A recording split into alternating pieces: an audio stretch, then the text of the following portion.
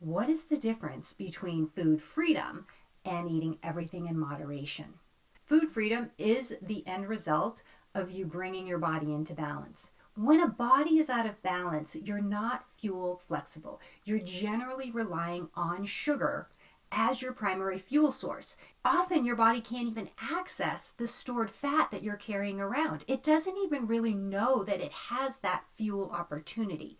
So it's just the sugars, and we burn through sugar very quickly. And because of that, you live on this roller coaster of energy, peaks and dips, mood swings, restless sleep, crazy hunger, cravings, appetite. That's what's going on because you're out of balance. And when you're out of balance like that, trying to moderate what you're eating is so difficult because your body is craving all these different flavors and tastes, but more importantly, the sugar that it can get from those foods. It's going to encourage you to eat high energy, sugary, carby foods over nutrient dense foods. That's what your body's going to ask of you because it really wants that fuel. It wants that quick fuel it's going to get from sugar.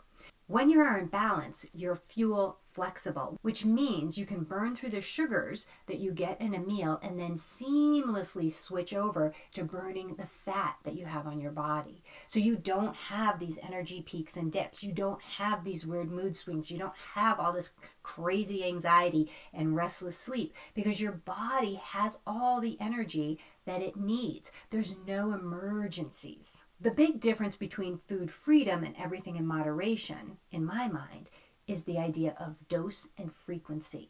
So as you are learning to bring your body into balance, you're learning how to listen to your body and work with your body. You're learning to hear your body when it says, oh yes, this is a good thing. We should do more of this. This makes us feel really good.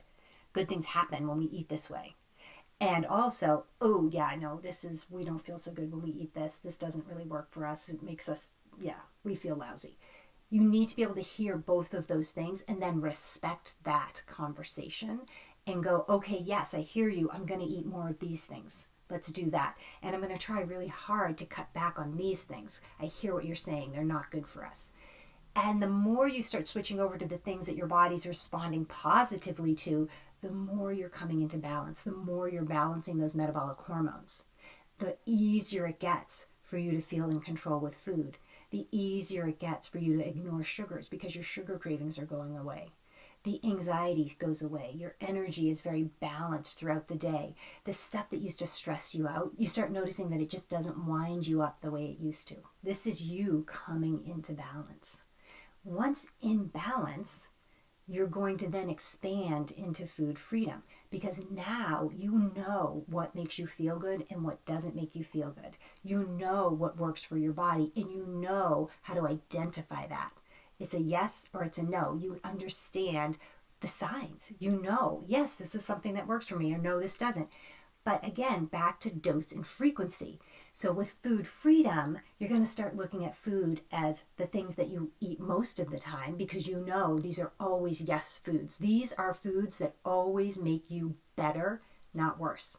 Then there's going to be those sometimes foods, and then there's going to be rarely foods. The sometimes foods are a little tricky because the frequency is more often than, say, rarely foods. Rarely foods are foods that you just know have no nutritional value and truly just don't work for your body. They will always give you a bellyache. They will always make you feel lethargic or even hungover the next day. Those are rarely foods. This could be something that, is a family favorite. Your grandmom's fudge that she makes during the holidays. You know it's going to make you feel sick, but you love it and you're going to make a choice to eat it.